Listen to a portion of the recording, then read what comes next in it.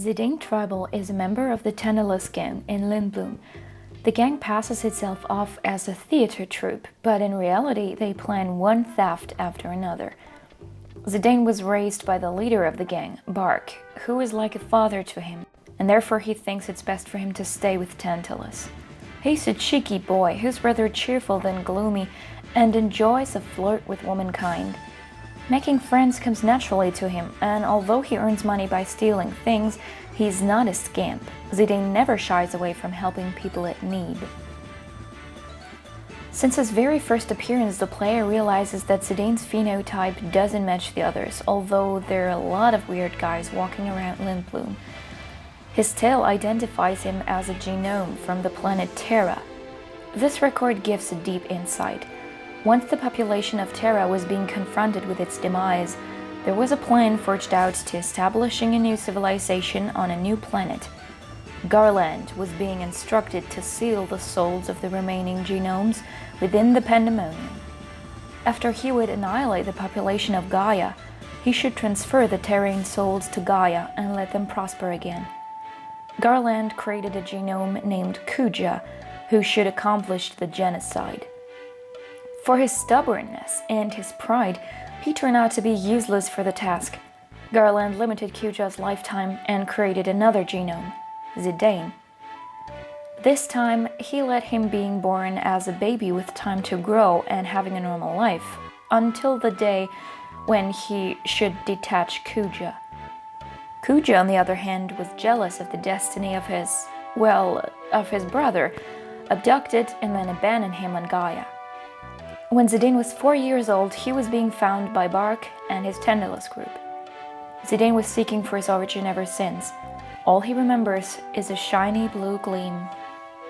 12 years later, Zidane's life's about to change completely. Regent Sid of Lindblom delegates Tantalus to abduct Princess Garnet from Alexandria for her own safety. To his surprise, Garnet has no objections against her abduction. Alas, the Prima Vista, the airship of Tantalus, is being damaged so bad by Queen Brain's counter during the getaway that it crashes at the evil forest and troop members get separated.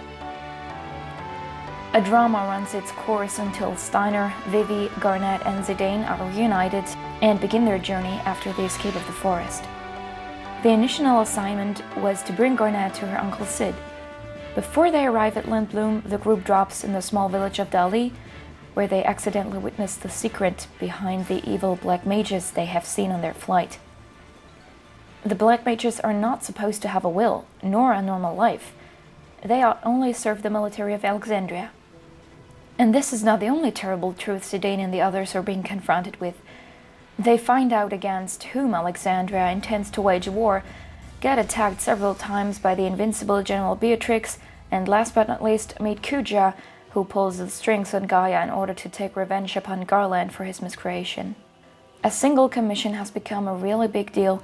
The group expands and gets closer to one another. The first time Zidane realizes that he feels something for Garnet is when he finally delivers her back to her hometown after Queen Brain has perished. Garnet is the queen-to-be and now carries the burden of a rulership over great realm. Zidane's an optimist and always knows a way out if he's in trouble. Though he has been wondering where he came from, he didn't lose any sleep over it. But his feelings for Garnet drive him crazy. Something's happened that can't be swallowed up so easily. He couldn't go on like that anymore. Nor can he forget about this mysterious Kuja. Much later on, he learns about his relation to Kuja and his origin with the genomes from Terra. The events on Terra have a huge impact on Zidane, especially his private conversation with Garnet. He reveals his true plans and invites Zidane to fulfill his destiny through killing as many Gaian souls as he can to prepare the transmission of the Terran souls to Gaia.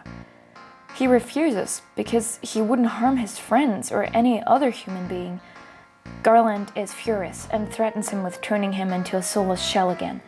Zidane gets left behind, still containing a soul inside, but he rejects every single one of his former friends, obsessed with fighting Garnet on its own. Only Garnet is able to bring him to his senses and convinces him to impede Garnet's plans together. In battle, Zidane wields either daggers or a thief's sword.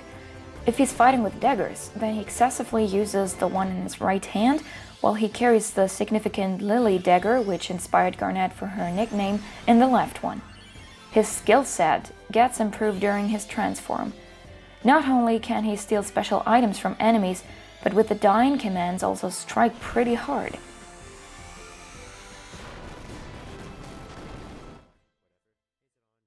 His evolution from a smart but bold thief to a virtuous struggler with a frail heart is shown in the musical themes dedicated to him.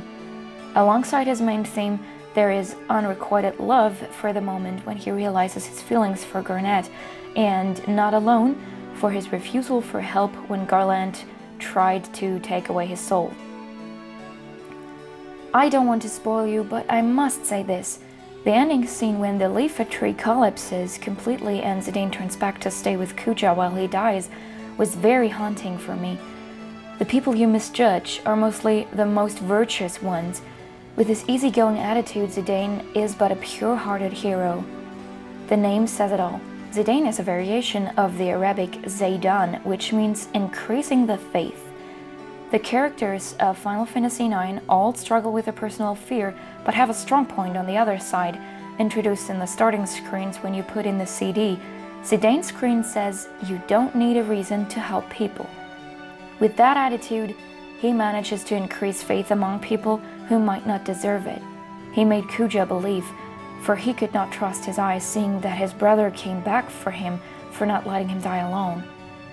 Whatever Kuja had done, Zidane thought he was worth coming back to, and that is truly generous.